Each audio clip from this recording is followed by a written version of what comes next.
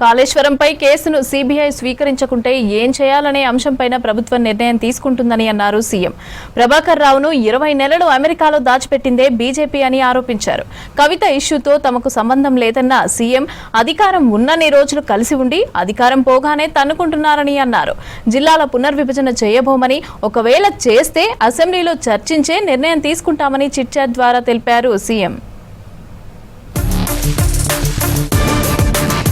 Tapping కేసుపై చిట్చాట్లో కీలక వ్యాఖ్యలు చేశారు ముఖ్యమంత్రి రేవంత్ రెడ్డి. ఈ కేసులో అరెస్టులు కాకుండా అడ్డుకుంటున్నది బీజేపీనేనని ఆరోపించారు. ప్రధాన నిందితుడు ప్రభాకర్ రావును 20 నెలలుగా అమెరికాలో దాచిపెట్టారని, రాష్ట్రానికి రాకుండా చూసింది బీజేపీనన్నారు. కాళేశ్వరంపై సీబీఐ విచారణ చేస్తేనే కేసు ముందుకెళ్తుందన్నారు. ఒకవేళ కేసును సీబీఐ రిజెక్ట్ చేస్తే సర్కార్ మరో నిర్ణయం తీసుకుంటుందన్నారు రేవంత్.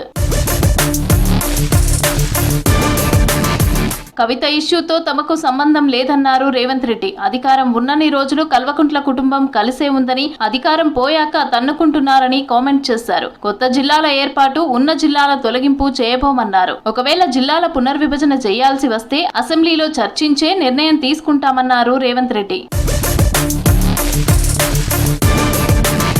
మంత్రివర్గ నిర్ణయం తర్వాత అజారుద్దీన్ కు ఎమ్మెల్సీ పదవి ఇచ్చి మంత్రిని చేస్తామని చెప్పారు సీఎం రేవంత్. ఎమ్మెల్సీ పదవిపై గవర్నర్ దగ్గర నిర్ణయం పెండింగ్ లో ఉందన్నారు. బడ్జెట్ సమావేశాలపై త్వరలో నిర్ణయం తీసుకుంటామన్నారు రేవంత్ రెడ్డి. 2026 తర్వాత నియోజకవర్గాల పునర్విభజన ఉంటుందన్నారు రేవంత్ రెడ్డి. 2029లోనే జనరల్ ఎన్నికలు రాబోతున్నాయన్నారు. 1 నేషన్ 1 ఎలక్షన్ లో భాగంగా జనరల్ ఎన్నికలు రాబోతున్నాయని, తెలంగాణ అసెంబ్లీ ఎన్నికలు కూడా అప్పుడే జరుగుతాయన్నారు. మహిళా రిజర్వేషన్లను అమల్లోకి తెస్తామని చెప్పారు. దక్షిణాది రాష్ట్రాలను మోదీ పట్టించుకోవట్లేదని ఆరోపించారు సీఎం.